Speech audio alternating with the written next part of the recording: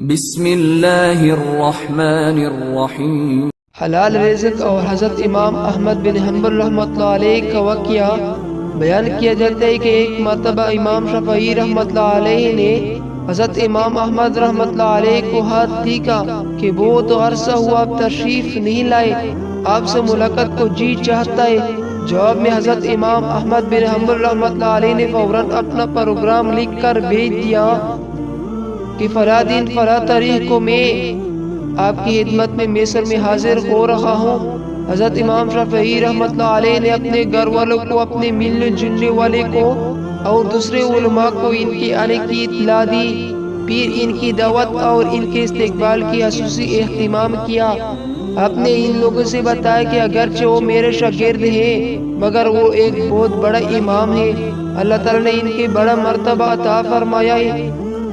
چنانچہ جس دن ان کو پہنچنا تھا، اس دن امام شافعی رحمۃ اللہ علیہ نے اپنے شاگردوں اور دوسرے علماء کو لے کر ان کے استقبال کے لیے شہر سے باہر تشریف لے گئے۔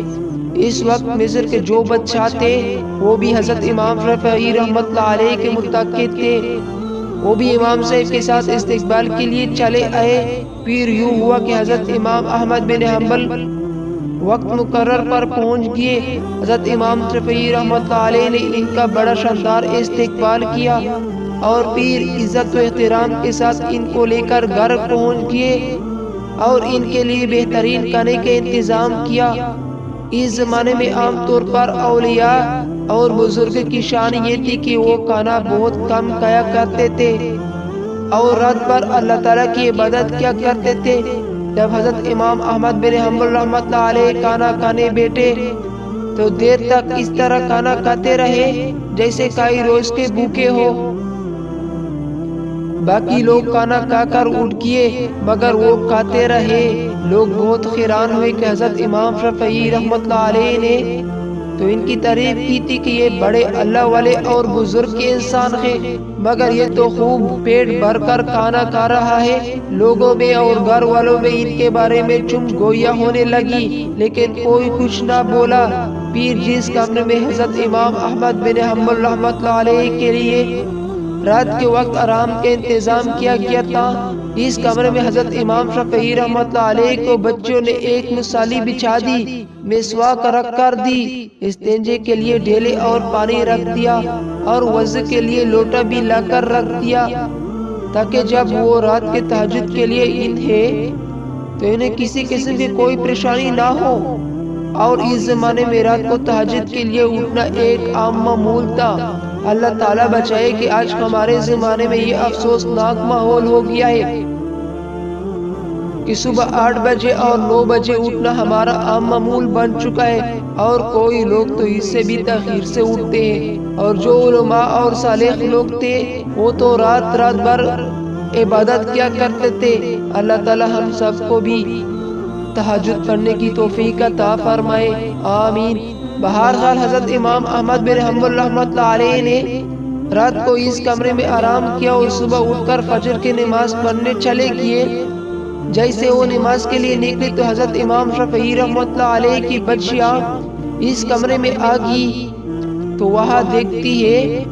کہ پانی کا لوٹا ویسا ہی کا ویسا پانی سے بھرا ہوا ہے، نہ مسواک استعمال ہوئی، نہ ڈیلے استعمال ہوئے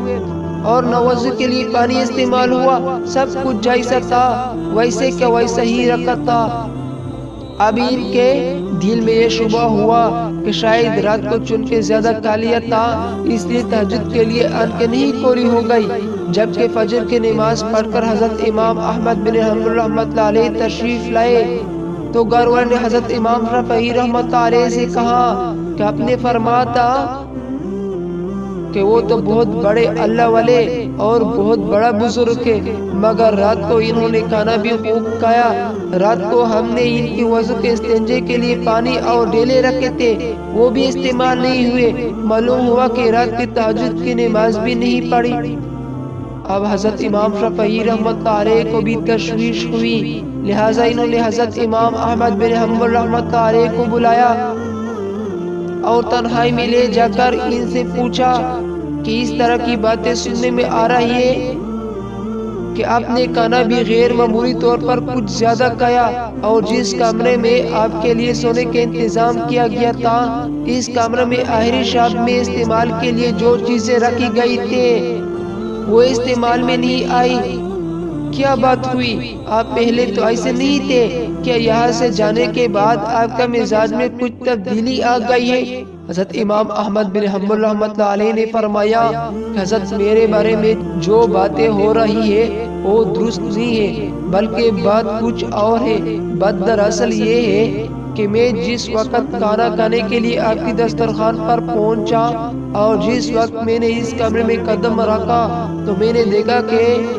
اس کھانے کا حلال اور طیب ہونے کی وجہ سے وہ کمرہ دور سے چاک و چوند ہو رہا ہے، اور یہ دیکھا کہ آسمان سے لے کر اس دسترخوان تک انوار کی بارش ہو رہی ہے۔ جب میں نے یہ صورتحال دیکھی تو میں نے سوچا کہ شاید اس سے زیادہ حلال اور طیب کھانا مجھے زندگی میں نہیں ملے گا، لہٰذا جتنا بھی زیادہ سے زیادہ اس کو کھایا جا سکتا ہے کھا لیا، اس لیے کہ اس کھانے کا ذرہ ذرہ ایمان کو اور دل کو روشن کرنے والا ہے۔ اس لیے مجھ سے جتنا زیادہ سے زیادہ کھانا کھایا جا سکتا تھا میں نے کھا لیا، اور میں نے یہ نہیں دیکھا کہ کون کتنا کھا رہا ہے اور کون میرے بارے میں کیا سوچ رہا ہے۔ جہاں تک مجھے میں کھانے کی سکت تھی میں نے کھاتا کیا، اور بہرحال کھانے سے بدہضمی بھی نہیں ہوتی، سریع الہضم ہوتا ہے، اندر جا کر جوز و بدن ہو جاتا ہے اور روح کو منور کرنے کا ذریعہ بن جاتا ہے۔ الحمدللہ میں نے اس کا اثر محسوس کیا، کیونکہ کھانا کھانے کے بعد نہ مجھے بدہضمی ہوئی اور نہ مجھے کوئی تکلیف ہوئی۔ پھر کھانا کھانے کے بعد عشاء کی نماز سے فارغ ہو کر جب میں اس کمرے میں پہنچا جہاں آپ نے میرے لیے آرام کا انتظام کیا تھا، وہاں جا کر تو میرے حالت ہی بدل ہوئی تھی، اور سونے کو اور آرام کرنے کی میری طبیعت تو چاہی نہیں رہی تھی۔ اگرچہ میں سفر کر کے آیا تھا، مگر اس کھانے میں غذائیت اور توانائی تھی کہ میرے تکن بھی ختم ہو گئی اور سستی بھی جاتی رہی، اور جب میں نے سونے کے لیے لیٹا تو مجھے نیند نہ آئی، لہٰذا میں لیٹے رہا اور لیٹے لیٹے قرآن و حدیث میں غور کرتا رہا، حتیٰ کہ پوری رات غور و فکر کرتے ہوئے گزر گئی، اور اسی رات میں نے قرآن و حدیث سے 100 مسائل تلاش کر لیا،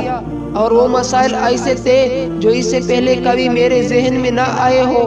اور نہ ان کی طرف میرے کبھی خیال گیا ہو۔ لیکن جب آج کی رات میں نے غور کیا تو مجھے ایسا محسوس ہوا کہ قرآن و حدیث کا علوم اور اثرات میرے سامنے کھلے ہوئے ہیں۔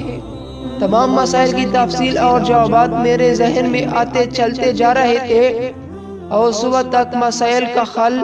جانتا رہا۔ اسی حالات میں صبح ہو گئی۔ یہ سب آپ کے کھانے کا اثر تھا جو رات بھر میں نے محسوس کیا، اس لیے تہجد کا وقت نہ تو لوٹا استعمال کرنے کی ضرورت پیش آئی اور نہ مسواک کرنے کی ضرورت پیش آئی، اور وہی عشاء کی وضو میرے لیے فجر میں کام آیا۔ یہ سن کر حضرت امام شافعی رحمۃ اللہ علیہ نے پھر اپنے گھر والوں کو حقیقت حال بتائی، اور جو لوگ ان کے بارے میں غلط قسم کی باتیں کر رہے تھے ان سے کہا کہ تم نے ان کی شان میں گستاخی کی، لہٰذا ان سے معافی مانگو۔